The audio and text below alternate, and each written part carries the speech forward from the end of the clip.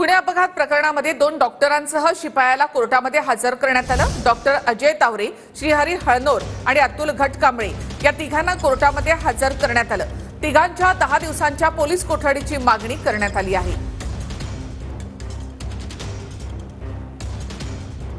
Sassoon रुग्णालयामध्ये अल्पवयीन आरोपीचे blood sample बदलण्यात आले असं पोलिसांचं म्हणणं आहे। डॉक्टर अजय तावरेच्या सांगण्यावरून हळनोरने ब्लड सॅम्पल बदलले असं पोलिसांनी म्हटलंय। आम्हाला मोबाईल जप्त करायचे आहेत, पैशांचे व्यवहार हस्तगत करायचे आहेत असं पोलिसांनी कोर्टामध्ये सांगितलं। मेडिकल करताना ससूनमध्ये कोण कोण होतं याची चौकशी करायची आहे असंही पोलिसांनी म्हटलं आहे। आणखी कोणाच्या सांगण्यावरून ब्लड सॅम्पल बदलले का तेही तपासायचं आहे असंही पोलिसांनी म्हटलंय।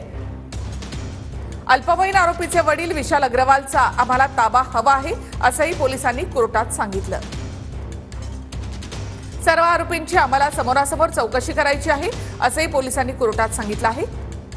पुणे अपघात प्रकरणामध्ये आणखी काही आरोपी निष्पन्न होण्याची शक्यता असल्याचं देखील पोलिसांचं म्हणणं आहे। डॉक्टर श्रीहरी हळनोर ससून रुग्णालयामध्ये काम करतो।